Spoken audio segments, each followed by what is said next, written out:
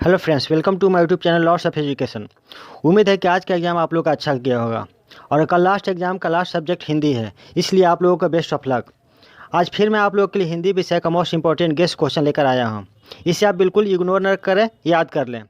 हाँ, एक बात और दोस्तों, मैंने बोला था एग्ज़ाम के बाद आपके लिए मोटिवेशनल वीडियो बनाऊँगा, वो मैं ज़रूर बनाऊँगा। इसके लिए आप लोग मेरे चैनल को सब्सक्राइब कर लें, बेल आइकन को प्रेस कर लें। अगर आप कॉम्पिटिटिव एग्जाम की तैयारी अच्छे से करना चाहते हो तो प्लीज़ मेरे चैनल पर बने रहें, सब्सक्राइब कर लें। तो चलते हैं बिना समय बर्बाद किए अपने पहले प्रश्न की ओर। आज का पहला प्रश्न है, निम्नलिखित में से किसी एक विषय पर निबंध लिखें। दोस्तों, ये 8 नंबर का होता है। इनमें से किसी एक पर निबंध लिखना होता है 150 से 200 शब्दों में। तो चलते हैं, पहला देखते हैं। पहला है कोरोना वायरस, दूसरा है बसंत ऋतु, तीसरा है मेरे प्रिय पर्व, और फोर्थ में चौथा है छात्र जीवन और अनुशासन, पांचवा है शराबबंदी यानी नशा मुक्ति। ये दोनों भी आ सकता है, या तो शराबबंदी करके आएगा या फिर नशा मुक्ति करके आएगा। अगर दोनों को ही आता है तो दोनों के लिए एक ही लिखेंगे।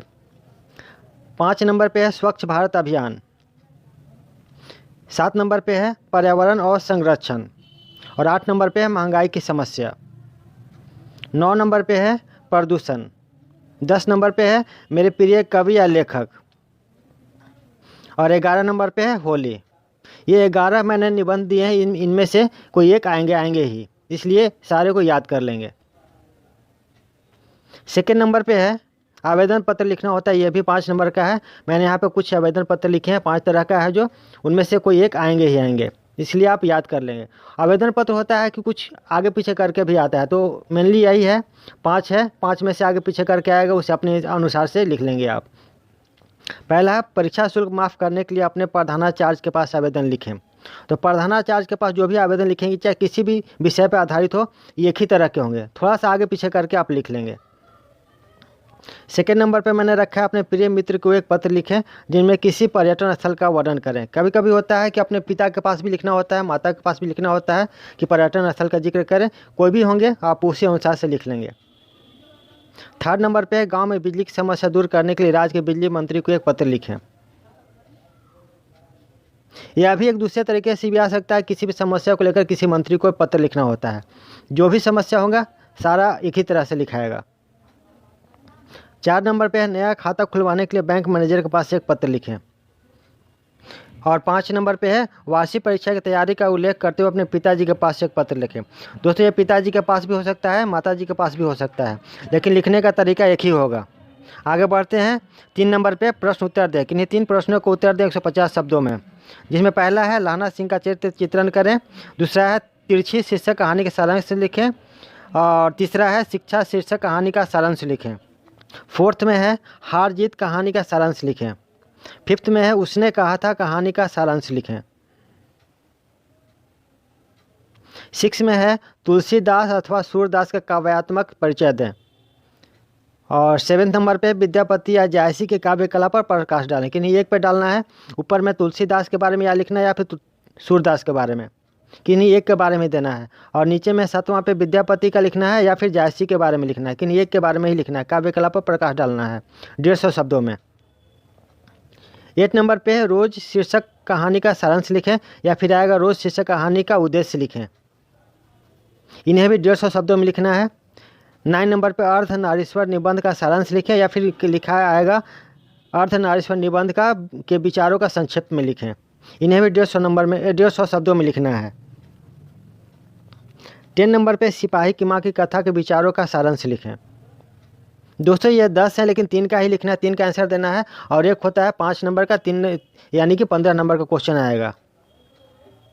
4 में है किन्हीं 5 प्रश्नों को उत्तर दें।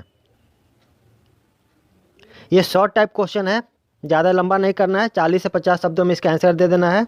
पहला है प्यार का इशारा और क्रोध का दुधारा से क्या तात्पर्य है। सेकंड में है हरचरना कौन है, उसकी क्या पहचान है। थर्ड में है मानव और सिपाही एक दूसरे को क्यों मारना चाहते थे। फोर्थ में जीवन में विद्रोह का क्या स्थान है। फिफ्थ में है गंगा पर पुल बनाने में अंग्रेजों को दिलचस्पी क्यों नहीं थी। 6 में है लहना सिंह के प्रेम के बारे में लिखिए। 7th में है अधिनायक का क्या अर्थ है। और 8 में है जन जन का चेहरा एक से कवि का क्या तात्पर्य है। 9 नंबर पे है विद्यार्थियों को राजनीतिक में भाग क्यों लेना चाहिए। 10 में है गांव का घर, कविता में कवि किस घर की बात कर रहे हैं। 11 नंबर पे जो क्वेश्चन है दोस्तों ये थोड़ा सा गलत लिखा गया है, होगा लिखा हुआ है मुक्तिबोध इस परीक्षा में सफल हुए थे, तो होगा इसके बदले में क्या, मुक्तिबोध किस परीक्षा में सफल हुए थे। 11th में डायरी क्या है, डायरी का लिखा जाना क्यों मुश्किल है। 13 नंबर पे है संघर्ष समितियों में जयप्रकाश नारायण की अपेक्षाएं थी। 14 नंबर पे है चंपारण में शिक्षा की व्यवस्था के लिए गांधी जी ने क्या किया। 15 नंबर पे है जयशंकर प्रसाद किस काव्य धारा के कवि माने जाते हैं। 16 नंबर पे शिक्षा के क्या अर्थ है, इसके कार्य और उपयोगिता को लिखें। 17 नंबर पे पठित पाठ के आधार पर तुलसीदास के भक्ति भावना का परिचय दें। 18 नंबर पे है जहाँ भय है वहाँ मेधा नहीं हो सकती, क्यों। 19 नंबर पे है मानक स्वयं को बहसी और जानवर से भी बढ़कर क्यों कहता है। 20 नंबर पे है बिस्नी और मुन्नी को किसकी प्रतीक्षा है, वे डाकिये की राह क्यों दिखती है। 5 नंबर पे हम लोग लिखे हैं सप्रसंग व्याख्या करना है। यहाँ पे जो भी मैंने दिया है सप्रसंग व्याख्या करने के लिए ये 8 नंबर का क्वेश्चन होता है, किन्हीं 2 पर लिखना होता है। एक क्वेश्चन होता है 4 नंबर का, 2 क्वेश्चन लिखना है 8 नंबर का। पहला है जादू टूटता है उषा का अब सूर्योदय हो रहा है, इसका सब प्रसंग व्याख्या करना है। सेकंड में है जिस पुरुष में नारीत्व नहीं है अपूर्ण है। तीसरे नंबर पे है वसुंधरा भोगी मानव और धर्मांध मानव एक ही सिक्के के 2 पहलू हैं। 4th नंबर पे है या आदमी यथार्थ को जीता ही नहीं यथार्थ रचिता भी है। 5th नंबर पे है व्यक्तियों से नहीं हमें तो रीतियों से झगड़ा है, सिद्धांतों से झगड़ा है, कार्यों से झगड़ा है। 6 नंबर पे बिना फेरे घोड़ा बिगड़ता है और बिना लड़े सिपाही। 7th में है आशाओं से भरे हृदय भी छीन हुए हैं, अपने प्रिय परिवार देश से भिन्न हुए हैं। 8 नंबर पे है मृत्यु कुछ समय पहले स्मृति बहुत साफ हो जाती है, जन्म भर की घटना एक एक करके सामने आती है। 9 नंबर पे है कितने क्रूर समाज में रह रहे हैं हम, जहाँ श्रम का कोई मोल नहीं बल्कि निर्धनता को बरकरार रखने का षड्यंत्र ही था यह सब। 10 नंबर पे है राष्ट्रगीत में भला कौन वह भाग्य विधाता है, फटा सुथना जिसका गुण हर चरना गाता है। 11 नंबर पे है जहाँ मरु ज्वाला धधकती है, चातकी कण को तरसती है, उन्हीं की जीवन घाटियों की मैं सरस बरसात रे मन। और 12 नंबर पे सत न लग जाए इस भय से, नहीं गोद से जिससे उतारा, छोड़ काम दौड़कर आई माँ कहकर जिस समय पुकारा। आज दिशाएं भी हंसती है उल्लास विश्व पर छाया, मेरा खोया खिलौना अब तक मेरे पास न आया। और 14 नंबर पे हम नूतन विश्व के निर्माण करने की आवश्यकता महसूस करते हैं। ये अंतिम संप्रसंग व्याख्या करना था इसका। और आगे रहेगा एक संक्षेपण करना रहेगा, जो पैराग्राफ दिया हुआ रहेगा 150 शब्दों का, उन्हें 30-40 शब्दों में पूरा समझ के लिख देना है। ऐसा लिखना है कि सारा चीज़ 30-40 शब्दों में आ जाए। तो दोस्तों ये था सब्जेक्टिव यानी विषयनिष्ठ प्रश्न जो 50 नंबर का था। बाकी 50 नंबर में ऑब्जेक्टिव आएगा जिसमें व्याकरण रहेंगे, जिसमें रहेंगे संधि समास उपसर्ग पर्यायवाची शब्द कारक विलोम इत्यादि शब्द। और आगे आएगा गद व पद से संबंधित कुछ ऑब्जेक्टिव, जिनमें गद व पद के लेखक और कवि के नाम रहेंगे, उससे संबंधित कुछ और चीज़ रहेंगे। तो दोस्तों मिलते हैं अगले वीडियो में नए इंपॉर्टेंट टॉपिक के साथ, तब तक के लिए goodbye and thank you और कल के लिए बेस्ट ऑफ लक।